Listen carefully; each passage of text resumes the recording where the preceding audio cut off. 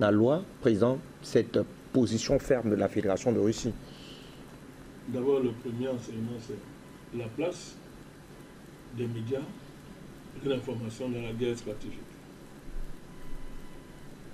Aujourd'hui, la guerre informationnelle est en train de déclasser même les armes stratégiques dans la guerre.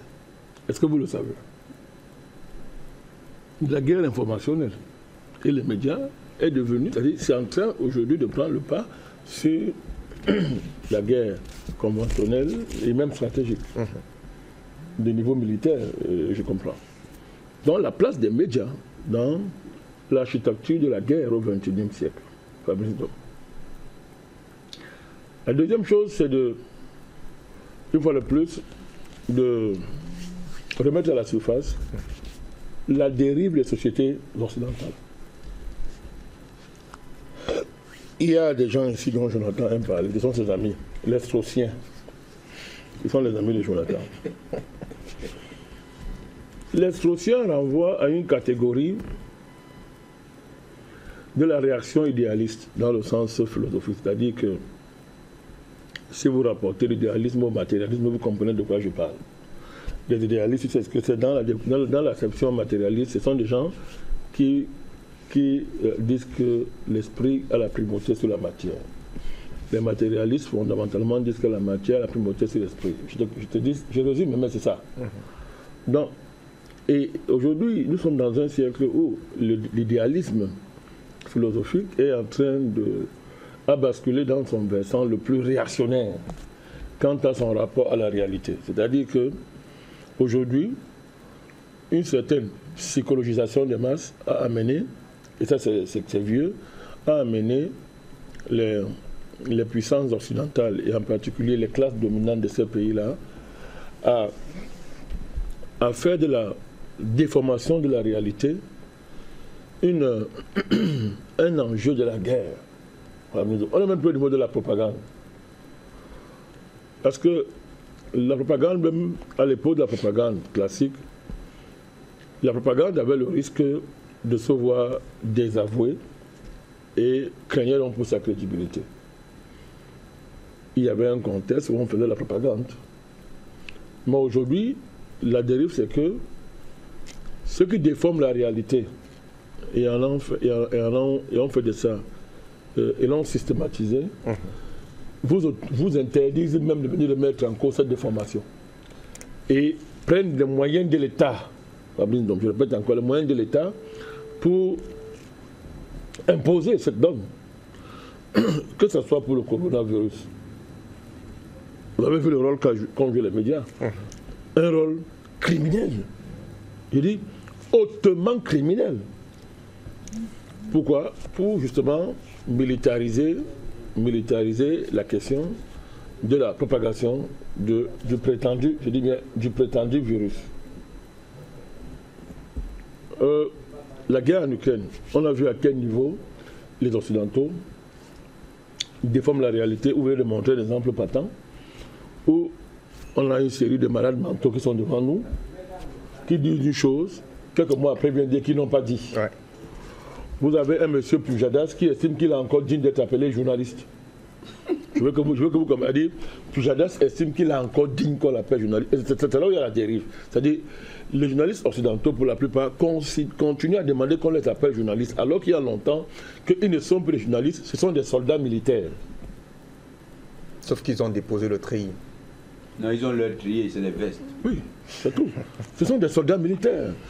Cette dérive-là, Jonathan, dans une société qui était devenue médiatique sur un temps long, vous comprenez, ou des sociétés d'opinion médiatique, et que le caractère médiatique était devenu un trait marquant de cette société et faisait partie des éléments de modernité dans ce pays-là. Monsieur Fabrice Ndom, il faut bien analyser cette dérive médiatique au niveau de la démarche stratégique de l'Occident. Comment peut-on construire une démarche dans tout domaine donné en niant la réalité?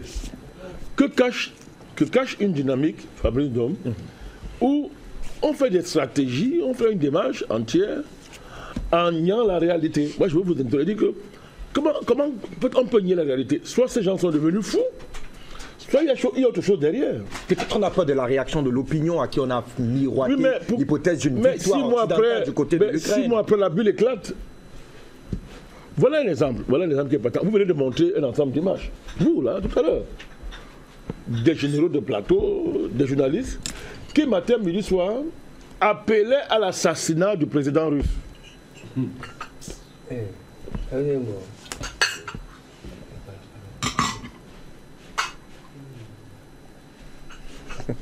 Ils appelaient à l'assassinat du président russe.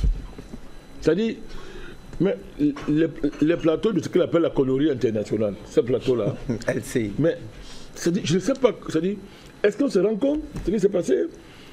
Les enfants étaient exposés à tout ça. Monsieur Poujadas, n'est-ce pas, du haut de sa statue. Sa statue, vous lui avez trouvé de la statue. Hein, de son prétendu magistère de journaliste, a animé des plateaux, pas un, pas deux, pas trois, où on appelait à l'assassinat du président Poutine. Des plateaux où on a démontré qu'il est malade, il a un cancer, il va mourir. Des mois passent. On a fait la promotion d'une contre-offensive qui devait finalement mettre la Russie à genoux. Et les mêmes personnes viennent dire que nous n'avons jamais dit ça. Plus grave, on montre l'image où il continue à dire « je n'ai jamais dit ça ». Je ne sais pas si vous vous racontez. Ça passe comme ça devant vous, mais c'est inquiétant, c'est très inquiétant de faire des gens comme ça. Quand des personnes nient la réalité, la déforment, dans le cadre d'une stratégie hégémoniste, d'une stratégie de guerre, mais ça doit vous faire réfléchir. Ça veut dire que ce sont des gens qui ne sont plus au niveau de la rationalité. Ils opèrent à une autre dimension. Ce que dit est vrai avec la question de l'écologie. C'est-à-dire qu'on a fabriqué un récit, Fabrice Dom. Regardez à quel niveau l'écologie est en train de normer les relations internationales. Regardez à quel niveau l'écologie est en train de normer la conception de la vie sur Terre, Fabrice Dom. Sur la base de quoi? Sur la base d'un récit unilatéral d'un lobby, d'un groupe de financiers qu'on a couvert du manteau de la science, et ce récit a été vulgarisé et imposé en un temps record. Ce n'est plus un récit, c'est une norme existentielle. Puisque Mme Kamala Harris vous dit que, désormais, ça ne fait pas 2 semaines, elle a dit dans une réunion importante que pour que la planète soit respirable, il faut diminuer la population mondiale. Est-ce que c'est un problème qu'une vice-présidente de l'ancienne première puissance mondiale s'exprime comme ça? Je l'attends. Mais est-ce que vous trouvez que c'est normal? Non. Parce que vous posez un sujet extraordinaire, mais il faut sortir de l'information. Non, du face-à-face russo-occidental. Bon, c'est comme un ping-pong. Les Européens ont fait, nous on a fait. Non, c'est pas ça l'enjeu. L'enjeu, c'est de vous le centre de votre pays. Que ce soit la question de l'écologie, que ce soit la question la question démographique. C'est-à-dire que des gens sont assis dans des réunions secrètes, des chefs d'État de haut niveau, et vous disent que pour que la planète soit respirable, il faut dépeupler le monde. Ça ne vous dit rien. Et il n'y a pas de lien avec le coronavirus. C'est tellement grave. Le professeur Balek sourit, je suis sérieux, professeur. Vous savez que je suis très sérieux. Le combat que moi et vous on a mené sur cette affaire. Alors, c'est-à-dire que je suis en train de vous dire, Fabrice, il n'y a pas quelques mois ici, vous ne pouvez plus voyager. Vous ne pouvez plus accéder à des services publics. Votre vie est en danger. Sur la base de quoi? D'un mensonge international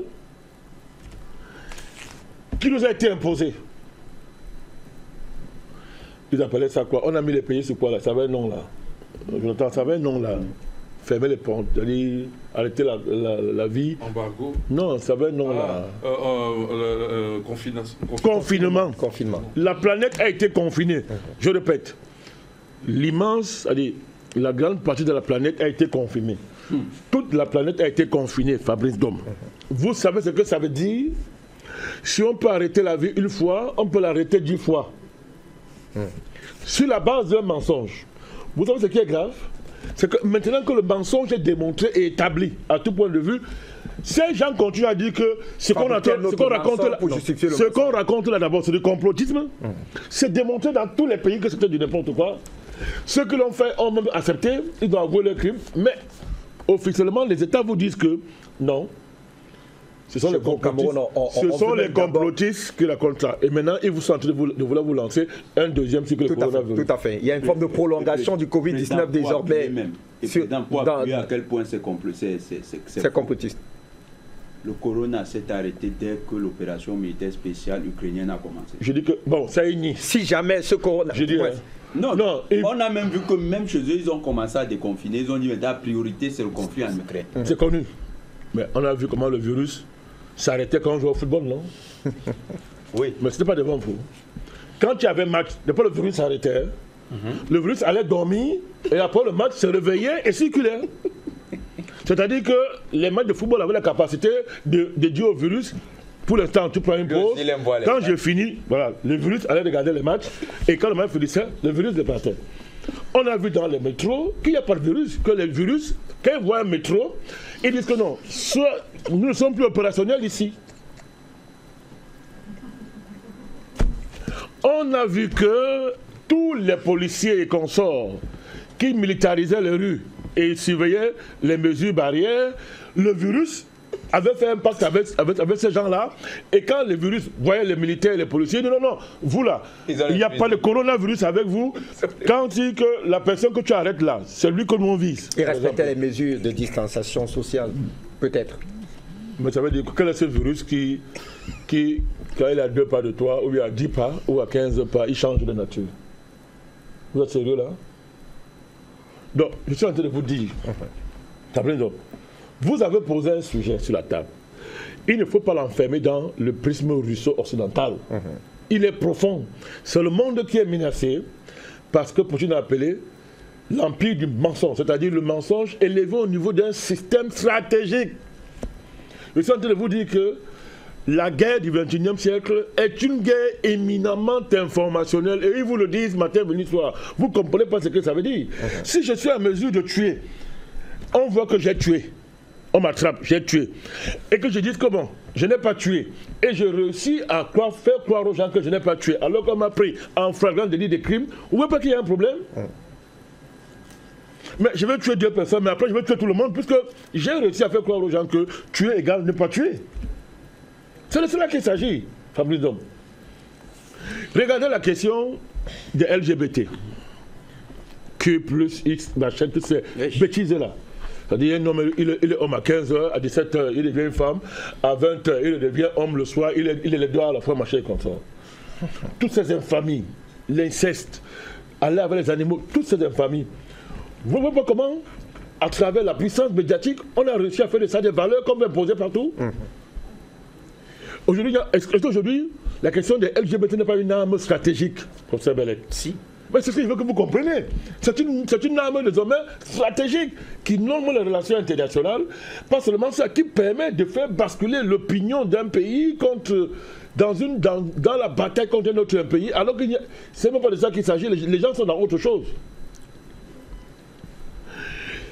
Et c'est une arme stratégique parce que, Fabrice, de mon côté, bien ce que je suis en train de vous démontrer là maintenant, c'est que, vous qui avez posé la question, vous avez mis le thème parmi sur la table, nous, avant de venir ici, on prépare notre émission. Parce que nous respectons ceux avec qui on va parler. Vous n'êtes pas en train de voir rapporter la question démographique au LGBT. Vous rapportez ça à l'écologie. Oui, à l'écologie, très bien. Vous finissez de rapporter tout ça à la quoi dit ça? Comment je veux dire ça? C'est-à-dire LGBT, l'écologie, la question démographique, vous rapportez ça à la question des pandémies. Je dis bien pandémie, je parle français. Je n'ai pas dit pandémie, j'ai dit pandémie, je parle français. Rapportez tout ça. Vous n'êtes pas en train de voir une image qui officialise la fin de l'espèce humaine?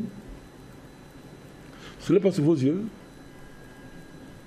Où la fin de l'espèce humaine, telle que vous et moi nous l'avons connue, est actée devant vous?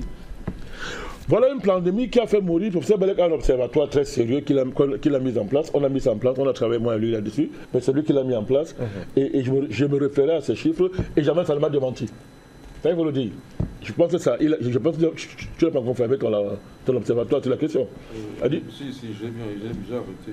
Oui, mais sur le Covid là. Oui, maintenant il faut juste faire les calculs et les conclusions, mais ça viendra. Oui, mais ce que je veux dire, c'est que pendant la pandémie, je suivais. Cet observatoire avait des informations vraies et actualisées. Voilà, on a eu le temps de vérifier, on a fait des confrontations, jamais on n'a été démenti avec cette affaire.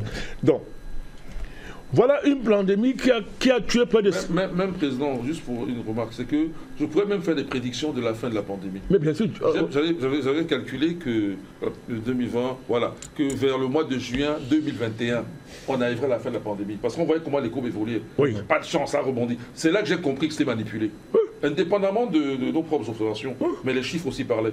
C'est-à-dire que tu voyais bien comment ils ont orienté la maladie, soit en gonflant les chiffres, soit en contaminant les gens, ou en créant des conditions par le confinement et autres pour arriver à la maladie. Mais bien sûr, mais si la maladie avait été naturelle, cette maladie aurait dû s'arrêter au plus tard, fin juin 2021. Mais d'elle-même, naturellement. Mais tu l'avais... Je vous dis que je me servais de son observateur pour travailler sur la question. Et jamais j'ai été démenti. Donc, une pandémie, Monsieur Fabrice, sur la base de la terreur informationnelle, je dis bien la base de la terreur informationnelle, a tué près de 8 millions de personnes directement. Millions. Ah, c'est 14 millions. Un peu plus de 14 millions. Oh, direct, je ne parle pas des effets secondaires. Direct, un peu plus de 14 Écoutez bien, Fabrindo. Oui, 7 millions, c'était le chiffre. De Rwanda. Oui, c'était notre chiffre là. C'est-à-dire, on a tué 14 millions de personnes. Oui. De la terreur de l'information. Fabrice, donc vous connaissez un seul responsable sur la question, qui est devant un tribunal, alors nous parlons. Dites-on. Mais. Faut aussi échappe à tous les tribunaux. Il n'est pas seul. Enfant, M. Macron, vous commencez par M. Macron. Macron. Avec le Rivotril qui a tué près de 2000 vieillards en France. Véran. Ce sont des sous-mains. Il dit Macron. La nébuleuse autour. Macron. Et ça va empêcher les gens qui sont élus par le ciel et la terre. Ghebreyesus de l'OMS. C'était général de l'ONU lui-même. Il est resté même à la tête de l'OMS à cause de ça. Ça n'a jamais été inquiétant en tout cas.